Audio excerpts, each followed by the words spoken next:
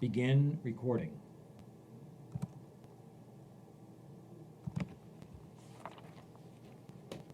Hello, I'm Chuck Alsdorf with Deloitte, and I'll provide a demonstration that we created for the Houston Spaceport of a possible business risk optimization model. This demo is a modification of other work we've done with an attempt to make it look close to what a solution might look like for the Houston Spaceport in order to illustrate the art of the possible for you. Naturally, anything that would be created for you would be tailored to your needs and might include different or additional functionality. And the data that we're showing is purely illustrative and not actual business case data. Now, before beginning the demo, let me summarize what's under the hood. This model would be designed to assist you in making decisions, negotiations, marketing presentations around optimizing the design and footprint of vendors and partners at the Houston Spaceport. Mathematically, that means helping you get the biggest bang for the buck on a risk-adjusted basis within your operating constraints and objectives. More specifically, we're assuming you would want to maximize a broad set of objectives such as financial, legal, brand objectives, and so on, and to do so with the most efficient use of capital, both startup as well as long-term capital. And this needs to incorporate key risk factors, their potential impact, and how any combination of vendors would impact the risk profile for the Houston Spaceport.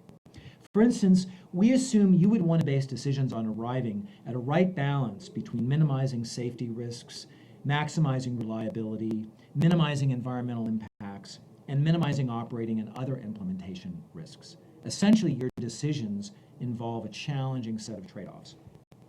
And you would want to conduct this risk-based optimization or trade-off within given constraints: financial, regulatory, staffing, technological, physical, timing, etc. Also to incorporate any important business rules or objectives, such as a desired balance of vendor types and interdependencies among them. Okay, that provides an overview of the model logic. To arrive at a tailored design for you, we would conduct a multi-stakeholder process with you to capture your strategic goals and requirements and translate them into a unique design. Once you've signed off on that design, we would then develop an efficient way to capture data through templates, taking into account your current level of data capture and suggesting a roadmap as data and systems mature. For instance, at this early stage where your data availability and integration is still at an early stage, a version 1 of the model could still be quite powerful, and the data strategy could evolve over time. Once the initial round of data is collected, it's time for portfolio level analysis and insights. So let's switch over to the portfolio tab. We're looking here at a visualization layer or dashboard that could sit on really anything as simple as an Excel worksheet on a laptop or a sophisticated enterprise system with multiple data feeds. Down below, we're looking at a long list of potential vendors or partners.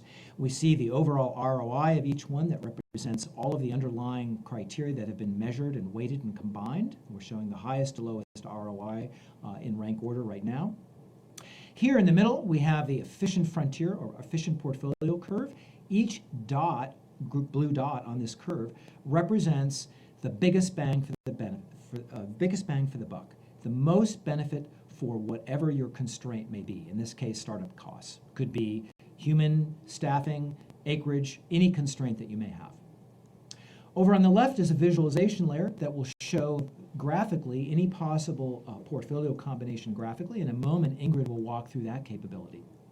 Up above, we have different criteria and attributes. We could slice and dice this portfolio, and we'll show that in a moment, based on any criteria that you may select. And over on the right, we have the sandbox where we can begin to explore possible candidate portfolios and choose the portfolio that is best for you. So let's go ahead and begin and assume we're looking at a portfolio. Maybe it's an early stage where we have some initial operating capital constraints of $50 million. So let's just paintbrush over all the projects up to that budget constraint. And then we'll go ahead and add those to the right. And we instantly see what that sample portfolio looks like with these summary statistics. Notice over here we have an almost 100% efficiency. We're not quite on the optimal portfolio curve. Why is that? Notice when I added 46 projects, it also added an additional 8 in the green line. As we scroll down, we'll notice that some projects have a green dot indicating they are mandatory, perhaps for legal reasons, regulatory reasons, contract reasons. Right now, the require mandated feature is on. So when I added those sample projects, it included the mandated projects, even if the ROI was not the best possible ROI. That's why our average efficiency came down a bit. We see what this portfolio delivers also in terms of key operating parameters or benefits, and what the cash flows and soft benefits look like over time, and how the benefits break out, hard benefits, soft benefits, and so forth. This area could be populated with any number of graphics that may be useful for you. We can also probe more deeply at the underlying projects that comprise this portfolio. So I go to the project tab and I see more descriptive information on each of the projects. I see their tick lines that show cost and benefit realization over time. We see that this overall portfolio does create a lot of soft benefits as well as hard benefits, so it's good that we have a way of measuring soft benefits. We also see that the blue compared to the total population tends to be up and to the right, so we're capturing a lot of hard and soft benefits. That makes sense. We can also look at a risk-return graphic. This is showing each of the projects based on ROI and a confidence interval that shows our expected implementation risk. How risky do we think each of these projects is in the implementation phase? We could also drill down and look at an individual project and start to get more descriptive information about that project. Or in this case, we could also see that this project requires an initial precedent project before it can be completed. We can see where it fits in the overall risk-return profile. And we can see how it might compare to other attributes within the total portfolio. Now, let's go back to our portfolio level analysis and begin to do some portfolio level sensitivity analysis. Let's suppose we now wanted to take a look at another portfolio, but in this case, we just wanted to slice and dice and take a look at those projects that were primarily designed to bring financial profitability. So I'm just going to select those projects, and we'll add that to the sandbox, and we'll see what those projects look like.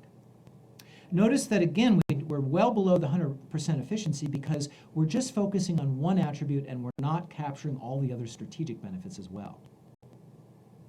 Now let me undo the mandated and start taking a look at some other possible candidate portfolios. Let's suppose instead of financial emphasis, we wanted to just focus on projects that were about public safety.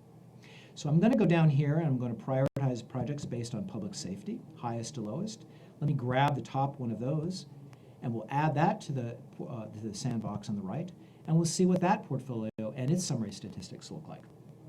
Or suppose we wanted to just look at a subset based on the category of projects. Maybe we only wanted to look at retail stores or educational centers or government agencies. So I'm just going to click that one category of project or vendors and see what that portfolio looks like. Or perhaps we wanted to do a sensitivity that was based more on our visual selection. So we might go over to the visualization layer and say, let me just select the projects that are just at this part of the spaceport. And what would that portfolio look like? And again, we can instantly see what those summary statistics look like. The power of this, being able to on the fly dynamically take a look at alternative portfolios and sensitivities, can be very powerful during planning meetings, public presentations, or discussions with vendors or potential investors. Now, I've walked through much of the financial and mathematical capability of this model. Now let's take a look at how the visualization layer can also dynamically enhance our understanding and insights. So let's hand it over to Ingrid and walk through the 3D visualization capability. Ingrid?